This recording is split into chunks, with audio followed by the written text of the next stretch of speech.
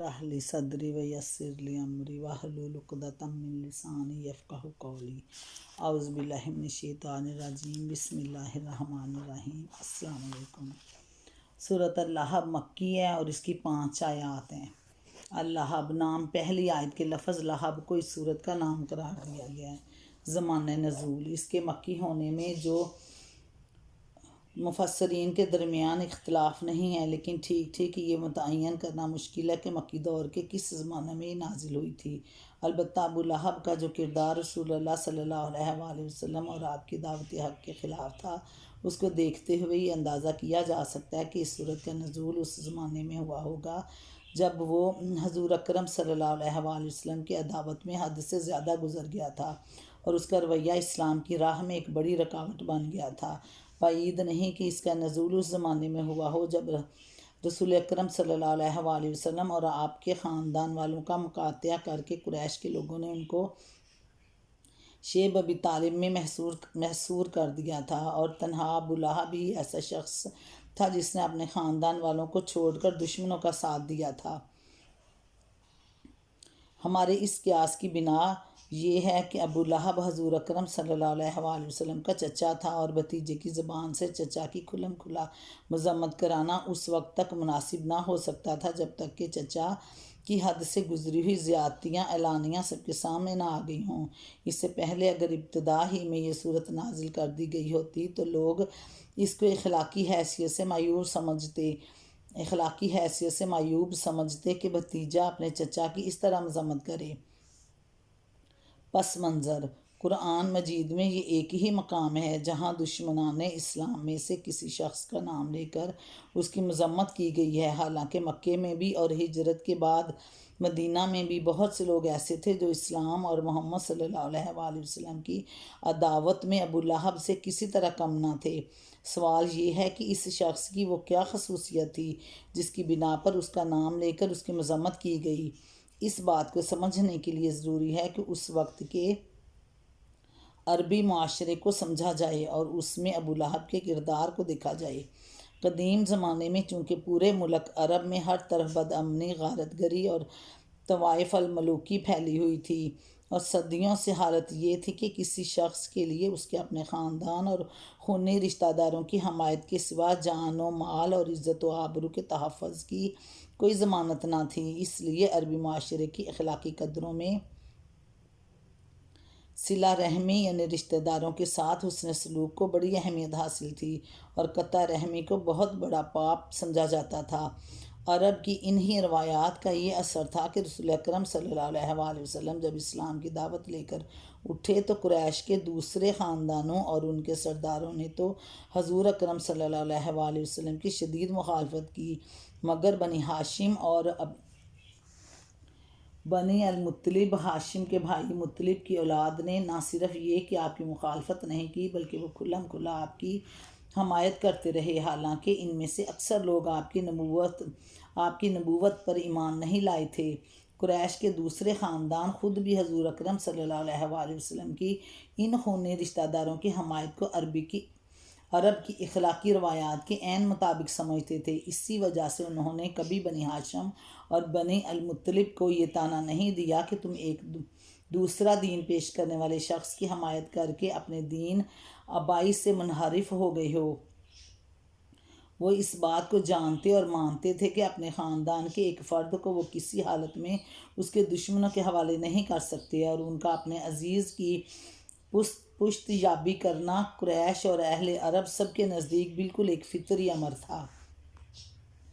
اس اخلاقی اصول کو، جسے زمانہ جاہلیت میں بھی عرب کے لوگ واجب الاحترام سمجھتے تھے، صرف ایک شخص نے اسلام کی دشمنی میں توڑ ڈالا، اور وہ تھا ابو لہب بن عبد المطلب۔ یہ رسول اللہ صلی اللہ علیہ وآلہ وسلم کا چچا تھا۔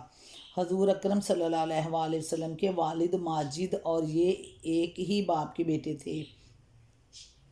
عرب میں چچا کو باپ کی جگہ سمجھا جاتا تھا، خصوصاً جب کہ بھتیجے کا باپ وفات پا چکا ہو تو عربی معاشرے میں چچا سے یہ توقع کی جاتی تھی کہ یہ بھتیجے کو اپنے اولاد کی طرح عزیز رکھے گا، لیکن اس شخص نے اسلام کی دشمنی اور کفر کی محبت میں ان تمام عربی روایات کو پامال کر دیا۔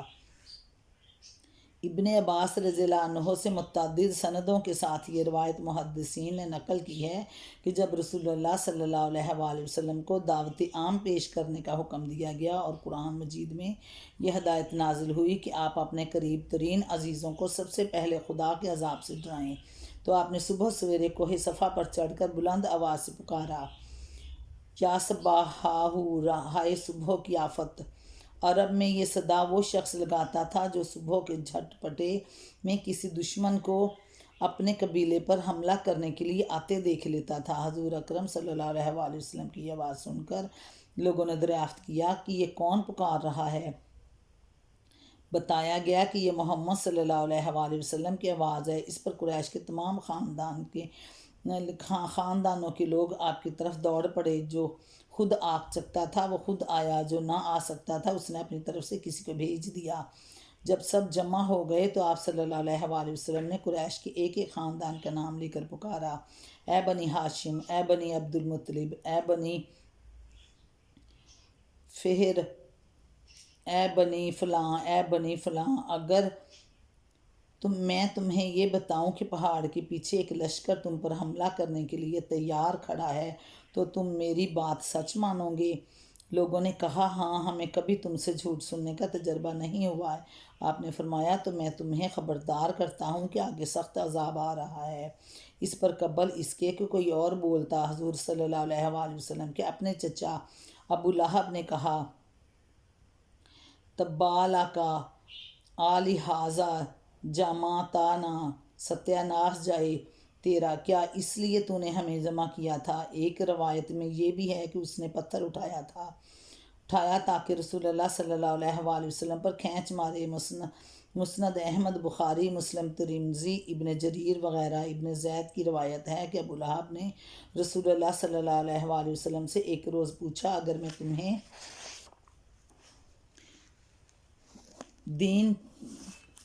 میں تمہارے دین کو مان لوں تو مجھے کیا ملے گا؟ آپ نے فرمایا، جو اور سب ایمان لانے والوں کو ملے گا۔ اس نے کہا، میرے لیے کوئی فضیلت نہیں ہے؟ حضور صلی اللہ علیہ وآلہ وسلم نے فرمایا، اور آپ کیا چاہتے ہیں؟ اس پر وہ بولا، تباً لہٰذا الدین، تباً ان اکونا وہؤلاء وسواء، ناس جائے اس دین کا جس میں میں اور یہ دوسرے لوگ برابر ہوں۔ ابن جریر۔ مکہ میں ابو لہب حضور اکرم صلی اللہ علیہ وآلہ وسلم کا قریب ترین ہمسایہ تھا۔ دونوں کے گھر ایک دیوار بیچ واقع تھے۔ اس کے علاوہ حکم بن عاص، مروان کا باپ، عقبہ بن ابی معیط، عدی بن حمرا اور ابن الاسد الحزلی بھی آپ کے ہمسائے تھے۔ یہ لوگ گھر میں حضور صلی اللہ علیہ وآلہ وسلم کو چین نہیں لینے دیتے تھے۔ آپ کبھی نماز پڑھ رہے ہوتے تو یہ اوپر سے بکری کا اوج آپ پر پھینک دیتے، کبھی صحن میں کھانا پک رہا ہوتا تو یہ ہنڈیا پر غلاظت پھینک دیتے۔ حضور صلی اللہ علیہ وآلہ وسلم باہر نکل کر ان لوگوں سے فرماتے، اے بنی عبد مناف، یہ کیسی ہمسائیگی ہے؟ ابو لہب کی بیوی ام جمیل، ابو سفیان کی بہن نے تو یہ مستقل وتیرہ ہی اختیار کر رکھا تھا کہ راتوں کو آپ کے گھر کے دروازے پر خاردار جھاڑیاں لا کر ڈال دیتی تاکہ صبح سویرے جب آپ یا آپ کے بچے باہر نکلیں تو کوئی کانٹا پاؤں میں چبھ جائے۔ بہقی، ابن ابی حاتم، ابن جریر، ابن اساکر، ابن ہشام۔ نبوت سے پہلے رسول اللہ صلی اللہ علیہ وآلہ وسلم کی 2 صاحبزادیاں ابو لہب کے 2 بیٹوں عتبہ اور عتیبہ سے بیاہی ہوئی تھیں۔ نبوت کے بعد حضور جب صلی اللہ علیہ وآلہ وسلم نے اسلام کی طرف دعوت دینی شروع کی تو وہ اس شخص نے اپنے دونوں بیٹوں سے کہا، میرے لیے تم سے ملنا حرام ہے اگر تم محمد صلی اللہ علیہ وآلہ وسلم کی بیٹیوں کو طلاق نہ دے دو۔ چنانچہ انہوں نے طلاق دے دی، اور عتیبہ تو جہالت میں اس قدر آگے بڑھ گیا کہ ایک روز حضور صلی اللہ علیہ وآلہ وسلم کے سامنے آ کر اس نے کہا کہ میں النجم اذا ہوا اور الذی دانا فتدلی کا انکار کرتا ہوں، اور یہ کہہ کر اس نے حضور صلی اللہ علیہ وآلہ وسلم کی طرف تھوکا جو آپ پر نہیں پڑا۔ حضور صلی اللہ علیہ وآلہ وسلم نے فرمایا، خدایا اس پر اپنے کتوں میں سے ایک کتے کو مسلط کر دے۔ اس کے بعد عتیبہ اپنے باپ کے ساتھ شام کے سفر پر روانہ ہو گیا۔ دوران سفر میں ایک ایسی جگہ قافلے نے پڑاؤ کیا جہاں مقامی لوگوں نے بتایا کہ راتوں کو درندے آتے ہیں۔ ابو لہب نے اپنے ساتھی اہل قریش سے کہا کہ میرے بیٹے کی حفاظت کا کچھ انتظام کرو، کیونکہ مجھے محمد صلی اللہ علیہ وآلہ وسلم کی بد دعا کا خوف ہے۔ اس پر قافلے والوں نے عتیبہ کی گرد ہر طرف سے اپنے اونٹ بٹھا دیے اور پڑھ کر سو رہے۔ رات کو ایک شیر آیا اور اونٹوں کے حلقے میں سے گزر کر اس نے عتیبہ کو پھاڑ کھایا۔ الاستیاب ابن عبد البر صاحبان صابہ لا بن حجر۔ روایات میں یہ اختلاف ہے کہ بعض راوی طلاق کے معاملے کو اعلان نبوت کے بعد کا واقعہ بیان کرتے ہیں اور بعض کہتے ہیں کہ یہ تبت یدا ابی لہب کے نزول کے بعد پیش آیا تھا۔ اس امر میں بھی اختلاف ہے کہ یہ ابو لہب کا لڑکا عتبہ تھا یا عتیبہ، لیکن یہ بات ثابت ہے کہ فتح مکہ کے بعد عتبہ نے اسلام قبول کر کے حضور صلی اللہ علیہ وآلہ وسلم کے دست مبارک پر بیعت کی، اس لیے صحیح بات یہی ہے کہ یہ لڑکا عتیبہ تھا۔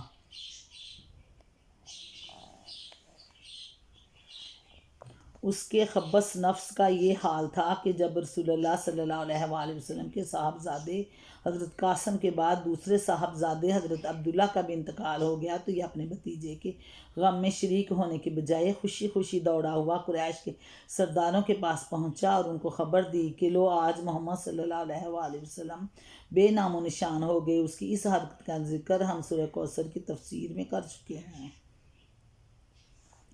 رسول اللہ صلی اللہ علیہ وآلہ وسلم جہاں جہاں بھی اسلام کی دعوت دینے کے لیے تشریف لے جاتے ہی آپ کے پیچھے پیچھے جاتا اور لوگوں کو آپ صلی اللہ علیہ وآلہ وسلم کی بات سننے سے روکتا۔ ربیہ رضی اللہ عنہ بن عباد بیان کرتے ہیں کہ میں 9 عمر تھا جب اپنے باپ کے ساتھ ذوالمجاز کے بازار میں گیا۔ وہاں میں نے رسول اللہ صلی اللہ علیہ وآلہ وسلم کو دیکھا۔ آپ کہہ رہے تھے، لوگوں کہو اللہ کے سوا کوئی معبود نہیں ہے، فلاح پاؤ گے۔ اور آپ کے پیچھے پیچھے ایک شخص کہتا جا رہا تھا کہ یہ جھوٹا ہے، دین آبائی سے پھر گیا ہے۔ میں نے پوچھا یہ کون شخص ہے؟ لوگوں نے کہا یہ ان کا چچا ابو لہب ہے۔ مسند احمد بہقی۔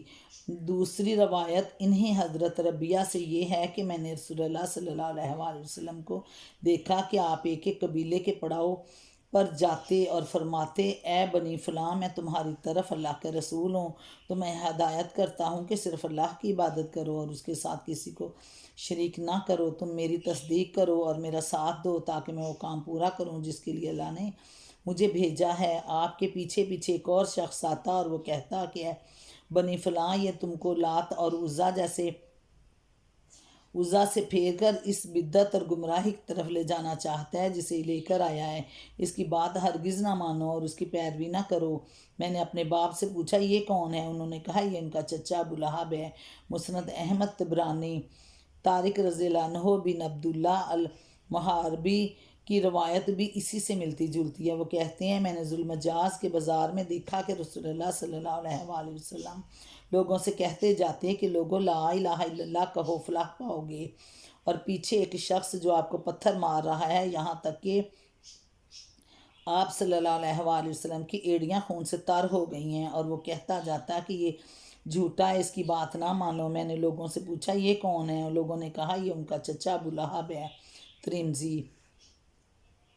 نبوت کے 7ویں سال جب قریش کے تمام خاندانوں نے بنی ہاشم اور بنی مطلب کا معاشرتی اور معاشی مقاطعہ کیا اور یہ دونوں خاندان رسول اللہ صلی اللہ علیہ وآلہ وسلم کی حمایت پر ثابت قدم رہتے ہوئے شیب ابی طالب میں محصور ہو گئے، تو تنہا ہی ابو لہب تھا جس نے اپنے خاندان کا ساتھ دینے کی بجائے کفار قریش کا ساتھ دیا۔ یہ مقاطعہ 3 سال تک جاری رہا اور اس دوران میں بنی ہاشم اور بنی المطلب پر فاقوں کی نوبت آ گئی، مگر ابو لہب کا حال یہ تھا کہ جب مکہ میں کوئی تجارتی قافلہ آتا اور شیب ابی طالب کے محصورین میں سے کوئی خوراک کا سامان خریدنے کے لیے اس کے پاس جاتا تو یہ تاجروں سے پکار کر کہتا کہ ان سے اتنی قیمت مانگو کہ یہ خرید نہ سکیں، تمہیں جو خسارہ بھی ہوگا اسے میں پورا کروں گا۔ چنانچہ وہ بے تحاشا قیمت طلب کرتے اور خریدار بیچارہ اپنے بھوک سے تڑپتے ہوئے بال بچوں کے پاس خالی ہاتھ پلٹ جاتا۔ پھر ابو لہب انہی تاجروں سے وہی چیزیں بازار کے بھاؤ خرید لیتا۔ ابن سعد و ابن ہشام۔ یہ اس شخص کی حرکات تھیں جن کی بنا پر اس سورہ میں نام لے کر اس کی مذمت کی گئی ہے۔ خاص طور پر اس کی ضرورت اس لیے تھی کہ مکہ سے باہر کے اہل عرب جو حج کے لیے آتے یا مختلف مقامات پر لگنے والے بازاروں میں جمع ہوتے، ان کے سامنے جب رسول اللہ صلی اللہ علیہ وآلہ وسلم کا اپنا چچا آپ کے پیچھے لگ کر آپ کی مخالفت کرتا تو وہ عرب کی معروف روایات کے لحاظ سے یہ بات خلاف توقع سمجھتے تھے۔ کوئی چچا بلا وجہ دوسروں کے سامنے خود اپنے بھتیجے کو برا بلا کہے اور اسے پتھر مارے اور اس پر الزام تراشیاں کرے، اس وجہ سے وہ ابو لہب کی بات سے متاثر ہو کر رسول اللہ صلی اللہ علیہ وآلہ وسلم کے بارے میں شک میں پڑ جاتے۔ مگر جب یہ صورت نازل ہوئی اور ابو لہب نے غصے میں بپھر کر اول فول بکنا شروع کر دیا تو لوگوں کو معلوم ہو گیا کہ رسول اللہ صلی اللہ علیہ وآلہ وسلم کی مخالفت میں اس شخص کا قول قابل اعتبار نہیں ہے، کیونکہ یہ اپنے بھتیجے کی دشمنی میں دیوانہ ہو رہا ہے۔ اس کے علاوہ نام لے کر جب آپ صلی اللہ علیہ وآلہ وسلم کے چچا کی مذمت کی گئی تو لوگوں کی یہ توقع ہمیشہ کے لیے ختم ہو گئی کہ رسول اللہ صلی اللہ علیہ وآلہ وسلم دین کے معاملے میں کسی کا لحاظ کر کے کوئی مداہنت برت سکتے ہیں۔ جب علل اعلان رسول اللہ کے اپنے چچا کی خبر لے ڈالی گئی تو لوگ سمجھ گئے کہ یہاں کسی لاگ لپیٹ کی گنجائش نہیں ہے۔ غیر اپنا ہو سکتا ہے اگر ایمان لے آئے اور اپنا غیر ہو جائے اگر کفر کر لے، اس معاملے میں فلاں ابن فلاں کوئی چیز نہیں ہے۔ بسم اللہ الرحمن الرحیم۔ سورۃ لہب مکی ہے، 5 آیات ہیں۔ بسم اللہ الرحمن الرحیم، شروع اللہ کے نام سے جو بہت مہربان نہایت رحم کرنے والا ہے۔ تبت یدا ابی لہب و تب، ٹوٹ گئے ہاتھ ابو لہب کے اور نامراد ہو گیا۔ تبت یدا ٹوٹ گئے ہاتھ ابی لہب ابو لہب کے، و تب اور نامراد ہو گیا وہ، ما اغنا عنہ مالہ وما کسب، اور اس کا مال اور جو کچھ اس نے کمایا وہ اس کے کسی کام نہ آیا۔ سیصلی نارا ذات لہب، ضرور وہ شعلہ زن آگ میں ڈالا جائے گا۔ وامرأتہ حمالۃ الحطب، اور اس کے ساتھ اس کی جورو بھی یعنی اس کی بیوی بھی، فی جیدہا حبل من مسد، جو لگائی بھجائی کرنے والی اس کی گردن میں مونج کی رسی ہوگی۔ تبت یدا ابی لہب و تب، ٹوٹ گئے ابو لہب کے ہاتھ اور نامراد ہو گیا وہ۔ اس شخص کا اصل نام عبد العزیٰ تھا اور اسے ابو لہب اس لیے کہا جاتا تھا کہ اس کا رنگ بہت چمکتا ہوا سرخ و سفید تھا۔ لہب آگ کے شعلے کو کہتے ہیں اور ابو لہب کے معنی ہے شعلہ روز۔ یہاں اس کا ذکر اس کے نام کے بجائے اس کی کنیت سے کرنے کے لیے کئی وجوہ ہیں۔ ایک یہ کہ وہ زیادہ تر اپنے نام سے نہیں بلکہ اپنی کنیت سے معروف تھا۔ دوسرے یہ کہ اس کا نام عبد العزیٰ بندہ عزیٰ ایک مشرکانہ نام تھا اور قرآن میں یہ پسند نہیں کیا گیا کہ اسے اس نام سے یاد کیا جائے۔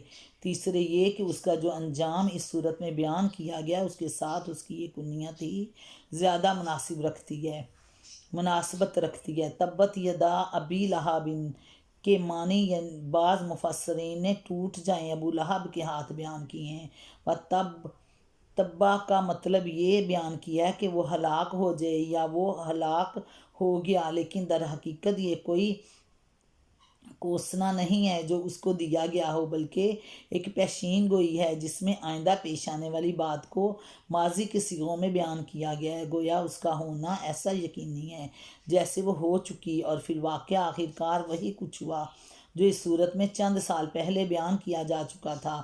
ہاتھ ٹوٹنے سے مراد ظاہر ہے کہ جسمانی ہاتھ ٹوٹنا نہیں، بلکہ کسی شخص کا اپنے اس مقصد میں قطعی ناکام ہو جانا ہے جس کے لیے اس نے پورا اپنا زور لگا دیا ہو، اور ابو لہب نے رسول اللہ صلی اللہ علیہ وآلہ وسلم کی دعوت کو زک دینے کے لیے واقعی اپنا پورا زور لگا دیا تھا، لیکن اس صورت کے نزول پر 7-8 سال ہی گزرے تھے کہ جنگ بدر میں قریش کے اکثر و بیشتر وہ بڑے بڑے سردار مارے گئے جو اسلام کی دشمنی میں ابو لہب کے ساتھی تھے۔ مکہ میں جب اس شکست خبر پہنچی تو اس کو اتنا رنج ہوا کہ وہ 7 دن سے زیادہ زندہ نہ رہ سکا۔ پھر اس کی موت بھی نہایت عبرتناک تھی۔ اسے عدسہ کی بیماری ہو گئی تھی، جس کی وجہ سے اس کے گھر والوں نے اسے چھوڑ دیا کیونکہ انہیں چھوت لگنے کا ڈر تھا۔ مرنے کے بعد بھی 3 روز تک کوئی اس کے پاس نہ آیا، یہاں تک کہ اس کی لاش سڑ گئی اور اس کی بو پھیلنے لگی۔ آخرکار جب لوگوں نے اس کے بیٹوں کو طعنے دینے شروع کیے تو ایک روایت یہ ہے کہ انہوں نے کچھ حبشیوں کو اجرت دے کر اس کی لاش اٹھوائی اور انہیں مزدوروں نے اس کو دفن کیا، اور دوسری روایت یہ ہے کہ انہوں نے ایک گڑھا کھدوایا اور لکڑیوں سے اس کی لاش کو دھکیل کر اس میں پھینکا اور اوپر سے مٹی پتھر ڈال کر اسے ڈھانک دیا۔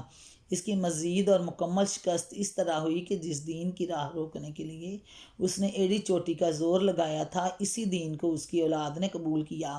سب سے پہلے اس کی بیٹی درہ ہجرت کر کے مکہ سے مدینے پہنچیں اور اسلام لائیں۔ پھر فتح مکہ کے موقع پر اس کے دونوں بیٹے عتبہ اور معتب حضرت عباس رضی اللہ عنہ کی وساطت سے حضور صلی اللہ علیہ وآلہ وسلم کے سامنے پیش ہوئے اور ایمان لا کر انہوں نے آپ کے دست مبارک پر بیعت کی۔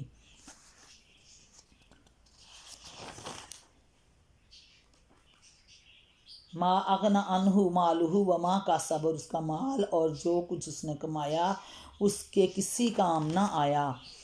ابو لہب سخت بخیل اور زر پرست آدمی تھا۔ ابن اسیر کا بیان ہے کہ زمانہ جاہلیت میں ایک مرتبہ اس پر یہ الزام بھی لگایا گیا تھا کہ اس نے کعبہ کے خزانے میں سے سونے کے 2 ہرن چرا لیے، اگرچہ بعد میں وہ ہرن ایک اور شخص کے پاس سے برآمد ہوئے، لیکن بجائے خود یہ بات کہ اس پر یہ الزام لگایا گیا، یہ ظاہر کرتی ہے کہ مکہ کے لوگ اس کے بارے میں کیا رائے رکھتے تھے۔ اس کی مالداری کے متعلق قاضی رشید بن زبیر اپنی کتاب الذخائر والتحف میں لکھتے ہیں کہ وہ قریش کے ان 4 آدمیوں میں سے ایک تھا جو 1 قنطار سونے کے مالک تھے۔ قنطار 200 اوقیہ کا اور 1 اوقیہ 3.25 تولے کا ہوتا ہے۔ اس کی زرپرستی کا اندازہ اس امر سے کیا جا سکتا ہے کہ جنگ بدر کے موقع پر جب کہ اس کے مذہب کی قسمت کا فیصلہ ہونے والا تھا، قریش کے تمام سردار لڑنے کے لیے گئے، مگر اس نے عاص بن ہشام کو اپنی طرف سے لڑنے کے لیے بھیج دیا اور کہا کہ یہ اس 4000 درہم قرض کا بدل ہے جو میرا تم پر آتا ہے۔ اس طرح اس نے اپنا قرض وصول کرنے کی بھی ایک ترکیب نکال لی، کیونکہ عاص دیوالیہ ہو چکا تھا اور اس سے رقم ملنے کی کوئی امید تک نہ تھی۔ ما کسبہ کو بعض مفسرین نے کمائی کے معنی میں لیا ہے، یعنی اپنے مال سے جو منافع اس نے حاصل کیا اس کا کسب تھا، اور بعض دوسرے مفسرین نے اس سے مراد اول اولی ہے، کیونکہ رسول اللہ صلی اللہ علیہ وآلہ وسلم نے فرمایا کہ آدمی کا بیٹا بھی اس کا کسب ہے۔ ابو داؤد ابن ابی حاتم۔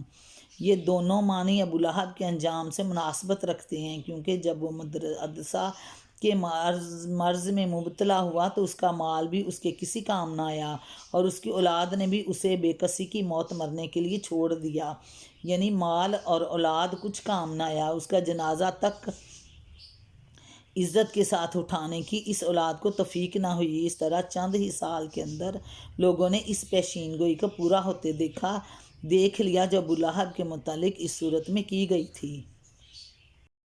سَيَصْلَىٰ نَارًا ذَاتَ لَهَبٍ وَامْرَأَتُهُ حَمَّالَةَ الْحَطَبِ، ضرور وہ شعلہ زن آگ میں ڈالا جائے گا اور اس کے ساتھ اس کی جورو بھی جو لگائی بجھائی کرنے والی ہے۔ فی جیدہا حبل من مسد، اس کی گردن میں مونج کی رسی ہوگی۔ اس عورت کا نام اردجا تھا اور ام جمیل اس کی کنیت تھی۔ ابو سفیان کی بہن تھی اور رسول اللہ صلی اللہ علیہ وآلہ وسلم کے ساتھ عداوت میں اپنے شوہر ابو لہب سے کسی طرح کم نہ تھی۔ حضرت ابو بکر رضی اللہ عنہ کی صاحبزادی حضرت اسماء رضی اللہ عنہ کا بیان ہے کہ جب یہ صورت نازل ہوئی اور ام جمیل نے اس کو سنا تو وہ بپھری ہوئی، رسول اللہ صلی اللہ علیہ وآلہ وسلم کی تلاش میں نکلی۔ اس کے ہاتھ میں مٹھی بھر پتھر تھے اور وہ حضور صلی اللہ علیہ وآلہ وسلم کی ہجو میں اپنے ہی کچھ اشعار پڑھتی جاتی تھی۔ حرم میں پہنچی تو وہاں حضرت ابوبکر رضی اللہ عنہ کے ساتھ حضور صلی اللہ علیہ وآلہ وسلم تشریف فرما تھے۔ حضرت ابوبکر رضی اللہ عنہ نے عرض کیا، یا رسول اللہ، یہ آ رہی ہے اور مجھے اندیشہ ہے کہ آپ کو دیکھ کر یہ کوئی بےہودگی کرے گی۔ حضور صلی اللہ علیہ وآلہ وسلم نے فرمایا، یہ مجھ کو نہیں دیکھ سکے گی۔ چنانچہ ایسا ہی ہوا کہ آپ کے موجود ہونے کے باوجود وہ آپ کو نہیں دیکھ سکی، اور اس نے حضرت ابوبکر رضی اللہ عنہ سے کہا، میں نے سنا ہے کہ تمہارے صاحب نے میری ہجو کی ہے۔ حضرت ابوبکر رضی اللہ عنہ نے کہا، اس گھر کے رب کی قسم، انہوں نے تو تمہاری کوئی ہجو نہیں کی۔ اس پر وہ واپس چلی گئی۔ ابن ابی حاتم سیرت ابن ہشام بزار بھی نے حضرت عبداللہ بن عباس رضی اللہ عنہ سے بھی اسی سے ملتا جلتا واقعہ نقل کیا ہے۔ حضرت ابوبکر کے اس جواب کا مطلب یہ تھا کہ ہجو تو اللہ تعالیٰ نے کی ہے، رسول اللہ صلی اللہ علیہ وآلہ وسلم نے نہیں کی۔ نمبر 4، اصل الفاظ ہیں حمالۃ الحطب، جن کا لفظی ترجمہ ہے لکڑیاں ڈھونے والی۔ مفسرین نے اس کے متعدد معنی بیان کیے ہیں۔ حضرت عبداللہ بن عباس، ابن زید رضی اللہ عنہ، ضحاک اور ربیع بن انس کہتے ہیں کہ وہ راتوں کو خاردار درختوں کی ٹہنیاں لا کر رسول اللہ صلی اللہ علیہ وآلہ وسلم کے دروازے پر ڈال دیتی تھی، اس لیے اس کو لکڑیاں ڈھونے والی کہا گیا ہے۔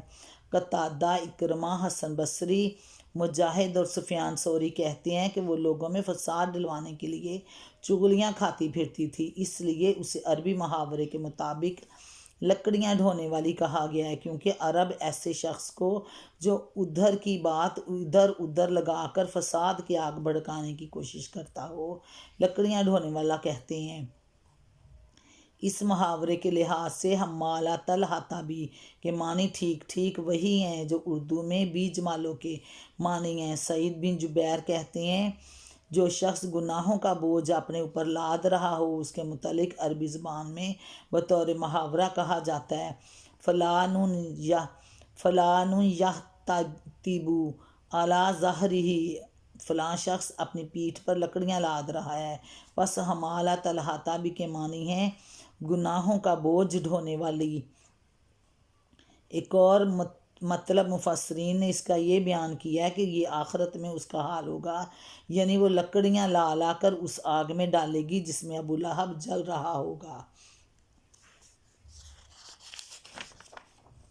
فی جیدہا حبل من مسد، اس کی گردن میں مونج کی رسی ہوگی۔ اس کی گردن کے لیے جید کا لفظ استعمال کیا گیا، جو عربی زبان میں ایسی گردن کے لیے بولا جاتا ہے جس میں زیور پہنا گیا ہو۔ سعید بن المسیب، حسن بصری اور قتادہ کہتے ہیں کہ وہ ایک بہت قیمتی ہار گردن میں پہنتی تھی اور کہا کرتی تھی کہ لات اور عزیٰ کی قسم، میں اپنا یہ ہار بیچ کر اس کی قیمت محمد صلی اللہ علیہ وآلہ وسلم کی عداوت میں خرچ کر دوں گی۔ اسی بنا پر جید کا لفظ یہاں بطور طنز استعمال کیا گیا ہے، اس مزین گلے میں جس کے ہار پر وہ فخر کرتی ہے۔ دوزخ میں رسی پڑی ہوگی، یہ اسی طرح کا طنزیہ انداز کلام ہے جیسے قرآن مجید میں متعدد مقامات پر فرمایا گیا ہے، بشرھم بعذاب علیم، ان کو دردناک عذاب کی خوشخبری دے دو۔ جو رسی اس کی گردن میں ڈالی جائے گی اس کے لیے حبل من مسد کے الفاظ استعمال کیے ہیں، یعنی وہ رسی مسد کی قسم سے ہوگی۔ اس کے مختلف معنی اہل لغت اور مفسرین نے کیے ہیں۔ ایک قول یہ ہے کہ خوب مضبوط بٹی ہوئی رسی کو مسد کا کہتے ہیں۔ دوسرا قول یہ ہے کہ کھجور کی چھال سے بنی ہوئی رسی کے لیے یہ لفظ بولا جاتا ہے۔ تیسرا قول یہ ہے کہ اس کے معنی ہیں مونج کی رسی یا اونٹ کی کھال یا اس کے صوف سے بنی ہوئی رسی، اور ایک قول یہ بھی ہے کہ اس سے مراد لوہے کے تاروں سے بٹی ہوئی رسی۔ ربنا آتنا فی الدنیا حسنۃ وفی الآخرۃ حسنۃ وقنا عذاب النار، ربنا اغفر لی ولوالدی وللمؤمنین یوم یقوم الحساب۔ اللہ تعالیٰ دنیا آخرت میں امت محمد کو سرخرو کرے، دنیا آخرت میں عزت کی زندگی دے، عزت دے، اعلیٰ مقام جنت الفردوس میں اللہ تعالیٰ عطا کرے۔ السلام علیکم ورحمۃ اللہ وبرکاتہ۔